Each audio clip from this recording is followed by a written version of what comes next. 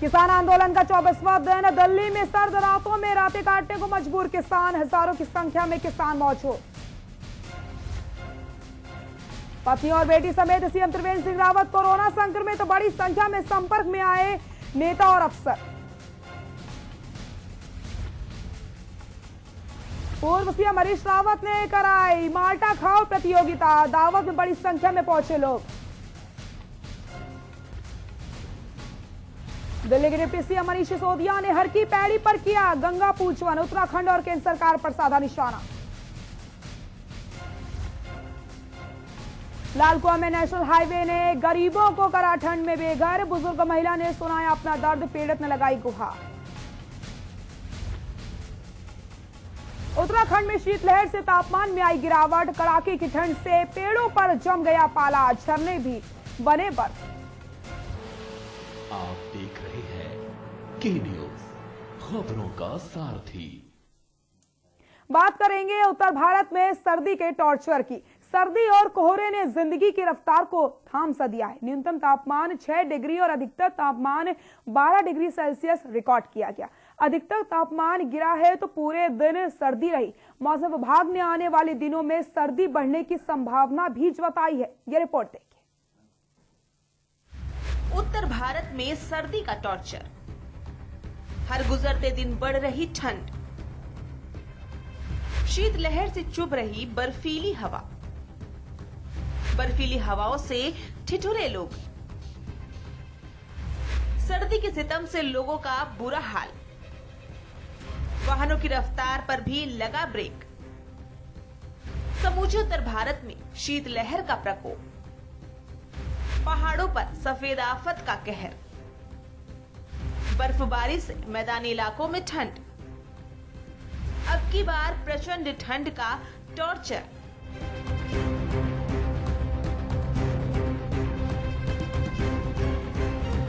इन दिनों पारा लगातार गिरता जा रहा है। मौसम विभाग ने माना है कि समूचे उत्तर भारत में इस वक्त शीतलहर की चपेट में है। वहीं ऐसा अनुमान है कि महीने के अंत तक दिल्ली को 2 डिग्री का टॉर्चर भी झेलना पड़ सकता है। हिंदुस्तान के पहाड़ जम चुके हैं, नदी नाले ठंड से ठहर गए हैं।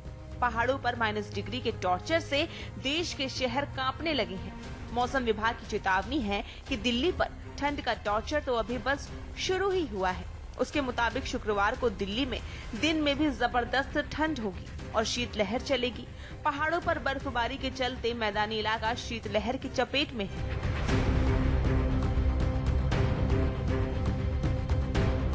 गुरुवार को आईएमडी की वेबसाइट पर जिले का न्यूनतम तापमान 3.3 डिग्री तक दर्ज किया गया।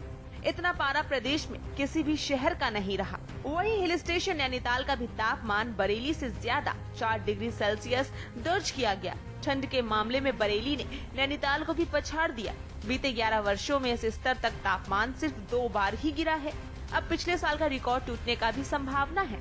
आपको बता दें, 1 हफ्ते पहले तक बहुत ज्यादा सर्दी नहीं पड़ रही थी। सिर्फ कोहरा ही लोगों को परेशान कर रहा था। लोगों को गलन का सामना नहीं करना पड़ रहा था। पहाड़ों पर बर्फबारी होते ही मौसम पूरी तरह से बदल गया। गलन इतनी ज्यादा हो गई कि घर से बाहर कदम रखना तक मुश्किल है।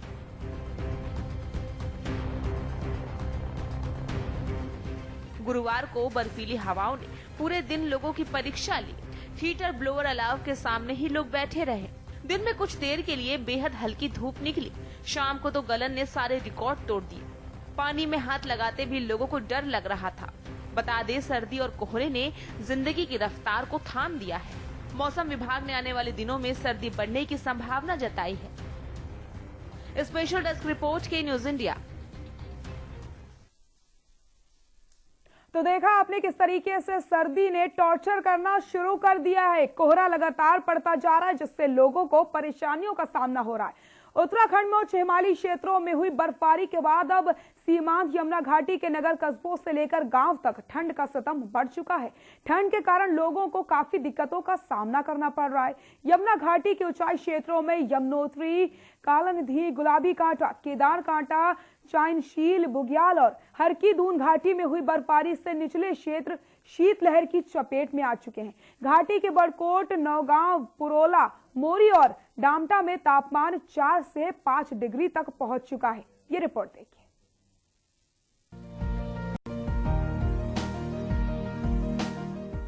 पहाड़ों में हो रही बर्फबारी का असर दिख रहा है। पर्वतीय इलाकों में बर्फबारी से मैदानों में ठंड बढ़ गई है, सर्द हवाओं से गलन बढ़ गई है, पारा भी करीब 10 डिग्री तक लुढ़क गया है। इतनी ठंड बढ़ गई है कि लोग घरों से बाहर निकलने में कतरा रहे हैं। सड़कों व बाजारों में सन्नाटा पसरा हुआ है।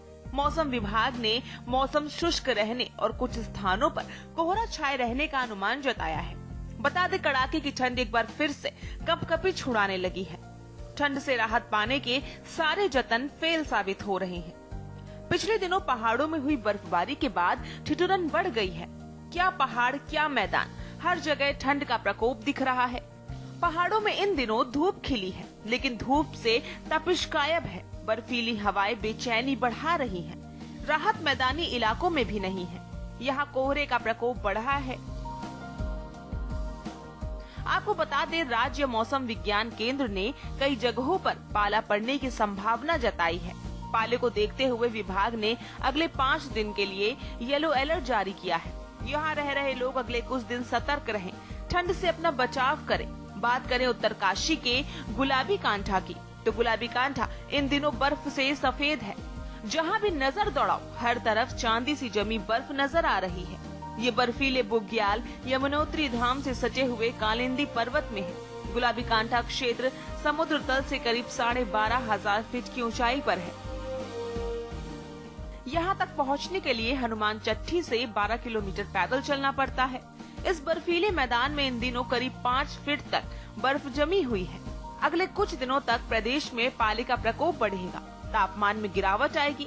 ऐसे में पहाड़ हो या फिर मैदान, वाहन चलाते वक्त अतिरिक्त रूप से सावधान रहें, गाड़ी की स्पीड कम रखें, कोहरे में फॉग लाइट का इस्तेमाल जरूर करें। उत्तरकाशी से के न्यूज इंडिया के लिए अनिल रावत की रिपोर्ट।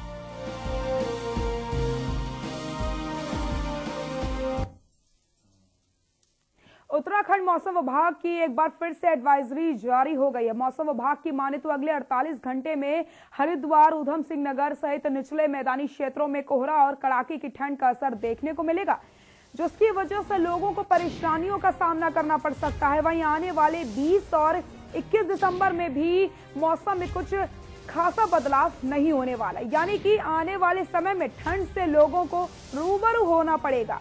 इस समय की बात करें तो पहाड़ से लेकर मैदान तक शीतलहर और कोहरा सड़कों पर दिखाई दे रहा है।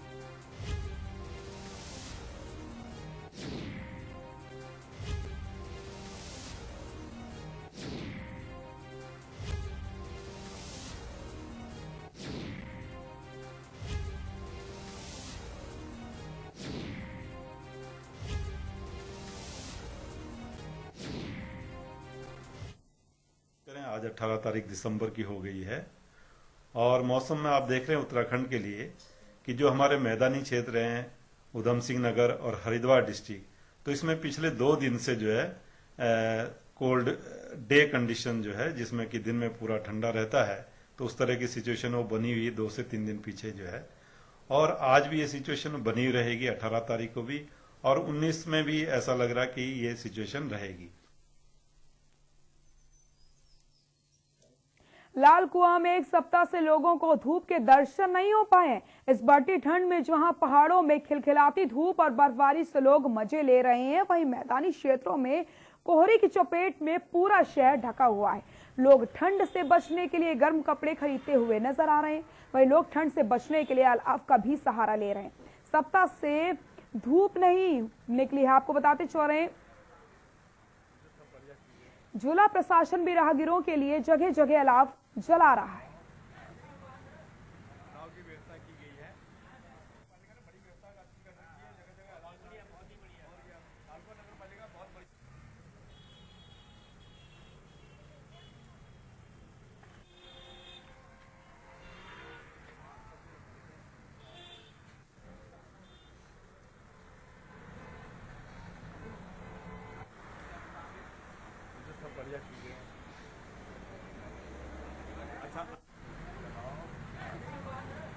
नाव की व्यवस्था की गई है।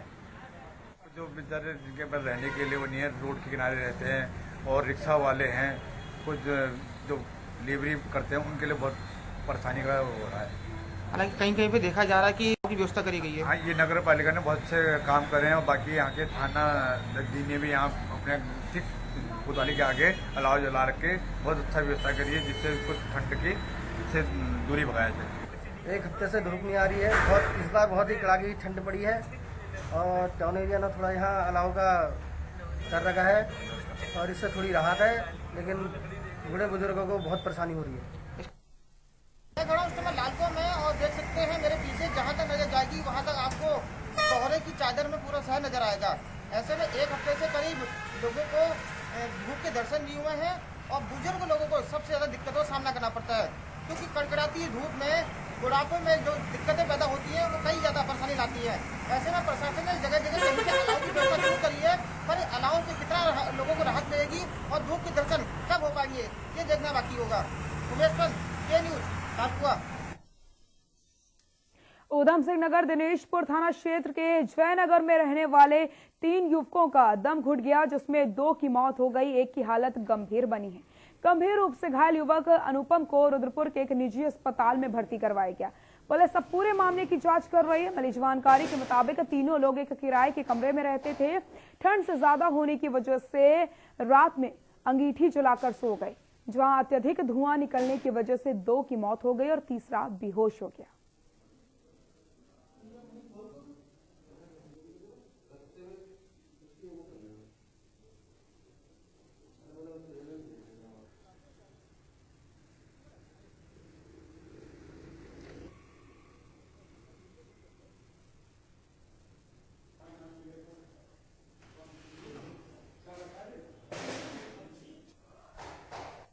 ये 3 लड़के कोयला और लकड़ी जला के घर में सो रहे थे और इनको पता ही नहीं चला कब इनकी मृत्यु हो गई। 2 इसमें से हमारे पास मृत्यु अवस्था में आए हुए हैं और एक का इलाज इनके मुताबिक मेडिसिटी अस्पताल में चल रहा है। इनको most probably carbon monoxide toxicity के कारण इनकी मृत्यु हो गई। खबर लालकुआ से, जहां पर हलचौंद क्षेत्र में नेशनल हाईवे द्वारा अतिक्रमण हटाने का काम किया जा रहा है, जिसके चलते दुकानें तोड़ने का काम हो रहा है। ऐसे में हाईवे के अधिकारी द्वारा कई लोगों को जहां मुआवजा दिया गया, तो वहीं कई गरीबों को इस ठंड में भी बेघर कर दिया गया। वहीं बेघर हुई बुजुर्ग महिला ने अपना दुखड़ा सुनाते हुए मौसम में कहा कि मैं कहां जाऊं। वहीं एनएच के अधिकारियों ने इस पर बोलने से साफ मना कर दिया। तो तस्वीरें आपको हम दिखा रहे हैं, आप तस्वीरों में देख सकते हैं किस तरीके से एक महिला बेघर हो चुकी है। ऐसे ठंड में वो कहां जाए, उसके पास कोई रास्ता नहीं बचा है। आपको बताते चले, प्रशासन की तरफ से कई लोगों को मुआवजा भी दिया गया है और कई लोग इस वजह से बेघर भी हो चुके हैं।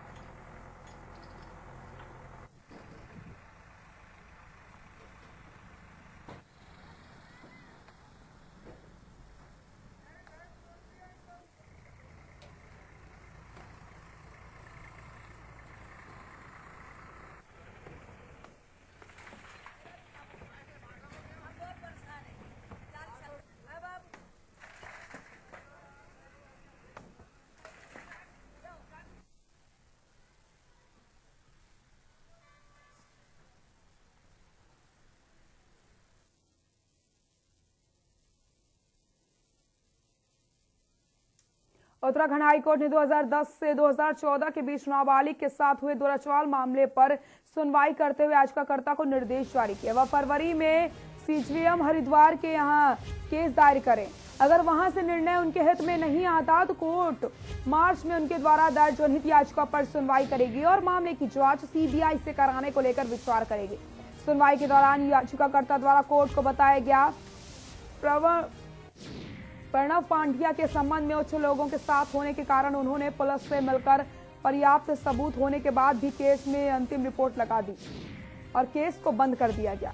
मामले के अनुसार अधिवक्ता विवेक शुक्ला ने जनहित याचिका दायर कर कहा, वर्ष 2010 से 2014 में छत्तीसगढ़ के एक गरीब माता पिता ने अपनी नाबालिग 14 साल की पुत्री को देहरादून निवासी प्रणव पांड्या और उनकी पत्नी के यहां काम करने के लिए छोड़ा था। प्रणव पांड्या ने 14 साल की नाबालिग के साथ कई बार दुराचार किया, जिसकी शिकायत पीड़िता ने उनकी पत्नी से की तो उसने नाबालिग को डरा धमकाकर उसका मुंह बंद करवा दिया। याचिकाकर्ता की मांग है कि इनका खाता सील करने के साथ ही उत्तराखंड में इनके द्वारा संचालित की जा रही चार्टर्ड यूनिवर्सिटी पर भी की जाए। याचिकाकर्ता का कहना है कि पांड्या शांति कुंज आश्रम के प्रमुख श्री राम शर्मा के दामाद हैं। पीड़िता ने पांड्या की पत्नी शैलजा के खिलाफ दिल्ली के विवेक विहार में भी 0 FIR दर्ज कराई थी।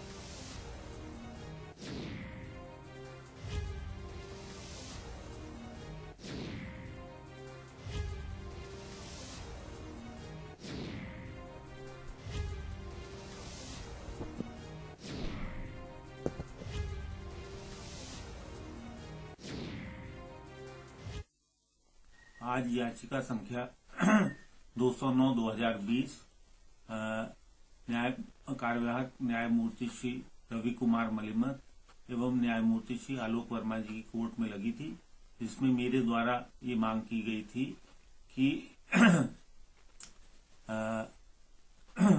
जो शक्ति सिंह नाम की लड़की जिसने रेप की FIR दर्ज कराई थी प्रणव पांडे और उनकी पत्नी के ऊपर, उसको किस तरीके से अपने प्रभाव से, राजनीतिक प्रभाव, धन बल के प्रभाव से, अपने संपर्कों से उसमें पांड्या जी ने FIR लगवा दी थी। उधम सिंह नगर जिले में लगातार बढ़ते नशे के कारोबार को देखते हुए जहां पुलिस ने तस्करों के खिलाफ कार्रवाई करके अभियान चलाया, तो वहीं नशे के इंजेक्शन व दवाइयां बेचने वालों के खिलाफ ड्रग इंस्पेक्टर ने भी मुहिम छेड़ दी है।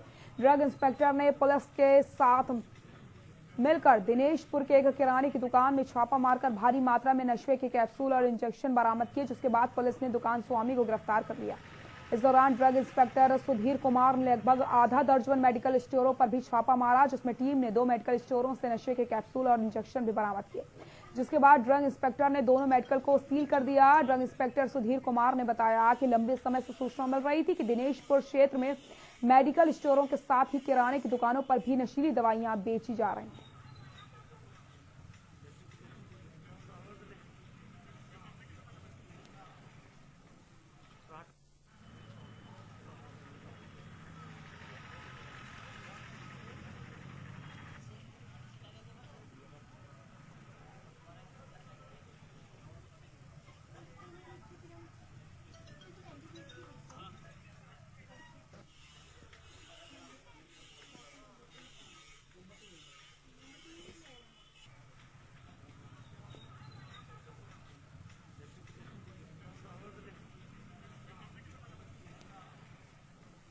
अथॉरिटी महामंडल है, drug control and licence authority, उनके आदेशों पर आज जो है दिनेशपुर क्षेत्र में जो है मेडिकल स्टोर की जा रही थी। उसी दौरान किसी अज्ञात व्यक्ति ने नाम छुपाने के तर्ज पे बताया कि बंसल किराना मेडिकल स्टोर में जो है नशे की दवाइयाँ या कुछ दवाइयाँ बेची जाती हैं कैप्सूल टाइप। तो उसके बाद हम यहाँ पर आए, हमने जाँच करी तो हमें अंदर से कुछ कैप्सूल्स और कुछ टैबलेट्स मिली हैं, जो कि हमने फॉर्म 16 पर सीज कर दी है और इसमें जो है पुलिस द्वारा NDPS एक्ट लगाया जा रहा है। देहरादून में जहां एक तरफ आगामी 21 दिसंबर से विधानसभा का 3 दिवसीय शीतकालीन सत्र होने जा रहा है, तो वहीं दूसरी ओर विपक्ष भी लगातार सरकार को घेरने की रणनीति बना रहा है, जिसको लेकर के युवा कांग्रेस द्वारा प्रेस वार्ता का आयोजन किया गया। इस दौरान प्रदेश अध्यक्ष प्रीतम सिंह, युवा कांग्रेस अध्यक्ष सुमित्र भुल्लर सहित कई कार्यकर्ता मौजूद रहे। पत्रकार वार्ता के दौरान प्रीतम सिंह ने कहा कि आगामी 21 दिसंबर को किसानों की समस्याओं और प्रदेश में बढ़ती बेरोजगारी को लेकर विधानसभा का घेराव किया जाएगा, जिसके चलते 21 दिसंबर को सत्र के दौरान विधानसभा के घेराव करते हुए सरकार के चेहरे को नकाब करने का काम कांग्रेस करेगी। भारतीय जनता पार्टी की गलत नीतियों के कारण इस देश में बेरोजगारी बढ़ी है और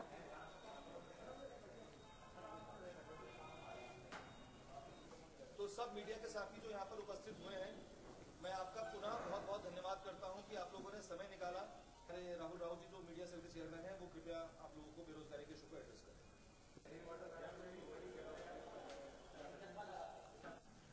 भारतीय जनता पार्टी की गलत नीतियों के कारण इस देश में बेरोजगारी बढ़ी है और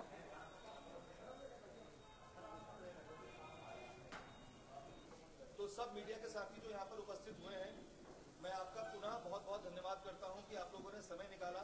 अरे राहुल राव जी जो मीडिया सेल के चेयरमैन हैं, वो कृपया आप लोगों को बेरोजगारी के इशू को एड्रेस करें। ये मैं बड़ा स्पष्ट करना चाहता हूँ, जो आंकड़ा आज की तारीख में आपके सम्मुख है, जब हम सरकार में थे तब ये नहीं था। जो आंकड़ा आज की तारीख में आपके सम्मुख है कि पूरे राष्ट्र के अंदर उत्तराखंड राज्य बेरोजगारी के मामले में नंबर रहा है। हम जब सरकार में थे निश्चित रूप से हमने हर सेक्टर में भर्ती खोलने का काम किया और नौजवान साथियों को रोजगार देने का काम किया। पुनीत टंडन ने आगामी 20 दिसंबर को होने वाले नैनीताल मल्लीताल व्यापार मंडल में पारदर्शिता से चुनाव न कराने का आरोप लगाते हुए व्यापार मंडल की सदस्यता छोड़ने के साथ उपाध्यक्ष पद से नाम वापस लेने का निर्णय लिया।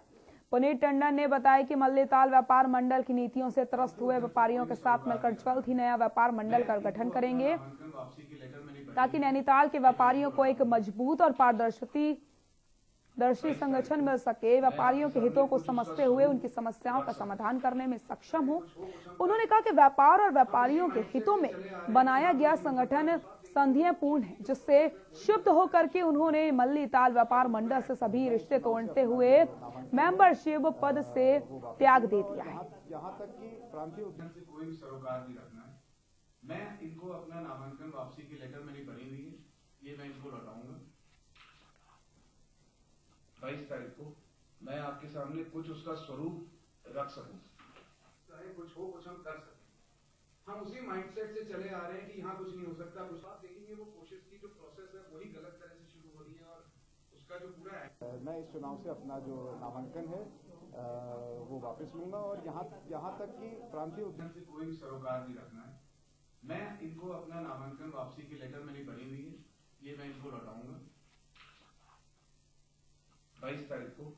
मैं आपके सामने कुछ उसका स्वरूप। देखिए, जो परिस्थितियां मेरे सामने आई हैं चुनाव की पारदर्शिता और निष्पक्षता को लेकर, मैंने बहुत कोशिश करी कि हम इसको सुचारू रूप से करा सकें और लेके आ सकें, लेकिन आज ये स्थिति यहाँ तक पहुँच चुकी है कि जो वोटर लिस्ट है उसमें आज भी 1100-1150 वोटर बने हुए और हमें ये नहीं पता कि वो वोटर कौन वोटर है। तय किया है कि इसमें अभी भी निष्पक्षता और जो एक पारदर्शिता की बात है वो पूर्ण नहीं हुई है। तो इस वजह से मैंने ये फैसला लिया है कि भाई मैं इस चुनाव से अपना जो नामांकन है वो वापस लूंगा। और पेयजल आपूर्ति न होने से सभासदों ने जल संस्थान के कार्यालय का घेराव कर नारेबाजी की। नारेबाजी करने के कारण बीते 2 सप्ताह से पानी की आपूर्ति सुचारू तरीके से नहीं हो रही है, जिसके चलते आज नगर पालिका गौचर के सभासदों ने स्थानीय व्यापारियों व नागरिकों के साथ जल संस्थान का घेराव किया। वहीं सभासदों ने बताया कि पेयजल आपूर्ति बाधित होने के कारण स्थानीय निवासियों के अलावा व्यवसायियों पर पशुपालकों को भी परेशानियों का सामना करना पड़ रहा है। यही नहीं, पानी की व्यवस्था ठीक न हुई तो सभासदों ने तालाबंदी की चेतावनी दी। इसके लिए उन्होंने आदिशासी अभिनेता को ज्ञापन भी सौंपा है।